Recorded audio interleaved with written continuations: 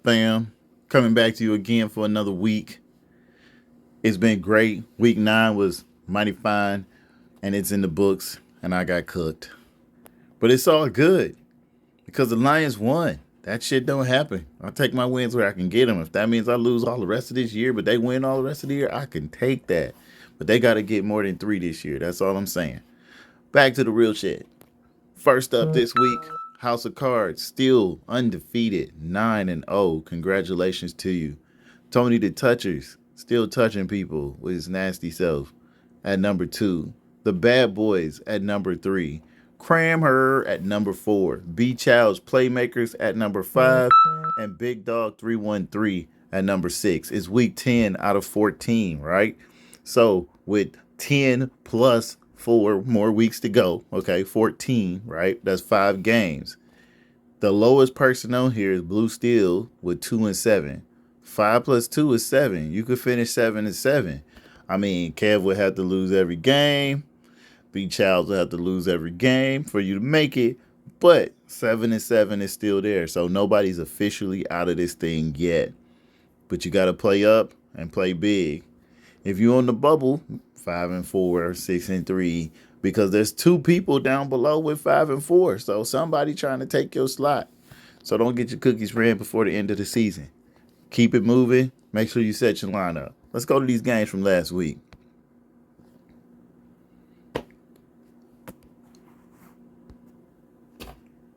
All right, first up, me, 101 to 107.66. I know Jason was sitting on the edge of his seat watching that game after my man scored his first touchdown in the first quarter, and so was I. And then 3 quarters later, I was about to cry because all he needed was one more touchdown. He touched the ball 7 times and didn't make it. So I lost. Congratulations to you, Bad Boys. You did it again. You 6-3. Blue Steel takes home a win against Big Dog 313, coming out the very bottom.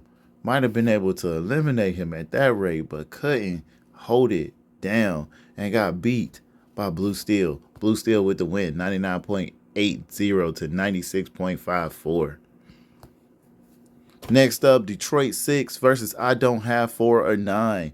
Detroit 6 gets the win with 111.20 to 83.48. Just a total abysmal score for this week. Bieber Boys gets waxed by House of Cards, making him number 1 again at 124 points to his 110.52. House of Cards just taking over. Look at these scores. I don't think anybody except for his defense scored less than a double digit. That's impressive. Almighty Scumbags with 81.10 to Bottom Shelf Brews, 96.66. You should be a damn shame of yourself, Almighty Scumbags, because you definitely look like a scumbag today. Look at you. You didn't even set your empty spot. You got a person on IR in your lineup. We're going to kick you out the league next year because you don't even be listening to this or setting your lineup. I don't even know why you're playing at this rate if you're going to have empty slots. Next up, we got Tony the Touchers, 101.42, getting a win over B Child's Playmakers at 5-4. And he goes down and he goes up. And then last but not least, OJ Mustard, 87.42 to Kramer's 134.34, putting up the biggest score of the week, and coming out as top dog is Kramer. He is trying to hold that spot down, and with them type of scores, that's exactly how you do it. But if you notice, even with the score he had, he got a 0 here and a 5 there. So this team is one to watch. Talk about putting down scores. If his other 2 people was on here, he'd be 150, 160. But more than likely, this was a fluke because we know him. Nah, give it up for the big dog of the week. Kramer, do your thing. Let's see what you got for this next week. And now, you thought I forgot, but no, I didn't forget. I just saved it to the end because All Body Scumbags, again, is the scumbag and the booty eater of the week. He ain't do shit, and he ain't gonna hear it anyway. So he can continue to be the booty eater week. I want you guys to make sure when y'all see him or talk to him, you text him personally and tell him he the booty eater of the week for his trash work for this week. All right, let's get to this week 10's picks. I did my picks alone, and yes, again, I'm alone here because somebody had to go get their pedicure and manicure done. I ain't gonna say no names, but Stephen A. Kitch is dressed up like a bitch. And let's keep it moving. So, of course, I'm picking myself this week, but Blue still got one out, so I'm a little scared, but I'm gonna do what I gotta do. Last week, it was because of trade-offs and everything, and people won't buy. This week, I'm good, so we should make it great. Bad Boys versus Detroit 6. I'm going to take Bad Boys on this because Detroit 6 is already looking like they don't know what they're doing because they got buy people in. And if they don't put their buy people on the side, they're going to get beat. So Detroit 6 better step up or you're going to get stepped out. Big Dog 313 versus Beaver Boys.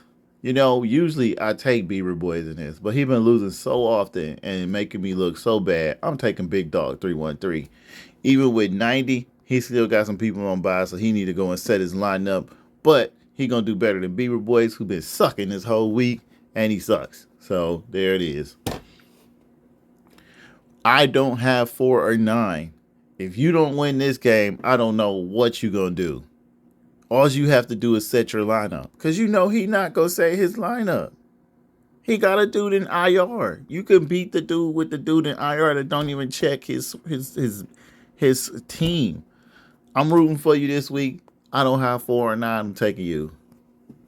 House of Cards versus Tony the Touchers. I'm going to take the champ. He is killing it right now with freaking 9 wins in a row. I'm not touching the Tony, and I'm not trying to get touched by him either. So fight away from the pedo man and get you another win. House of Cards, I'm picking you. Bottom Shelf Brews. Another person who really don't log in but still be winning. Don't know how it happens, but because his lineup was just so good, he just keep getting it in and checking every once in a blue moon. But OJ, you should be able to take this one as long as you check your list. So I'm going to take you, understanding that you probably going to switch off some of these people and actually not get beat by somebody who don't get logged in. So OJ Mustard for the win on this one. Last but not least, Kramer versus B-Child Playmaker. This is a great game for me because if either one of these people lose, that give me a chance to get in the playoff. So I'm rooting for Kramer because that score last week was amazing. If he got his other 2 people set the same way and they come out and have the same type of performance they had last week, as the strong man on top, he should be able to strong man it again. If not, he going down. But Kramer for the win. That's the last game of the week. So from me to all of you, the commish saying, set your lineup or get set up. Don't get beat this week. Do what you got to do. And I'll be here next week doing the same thing, kicking it to y'all straight. I already set my lineup. You know what it is. Peace.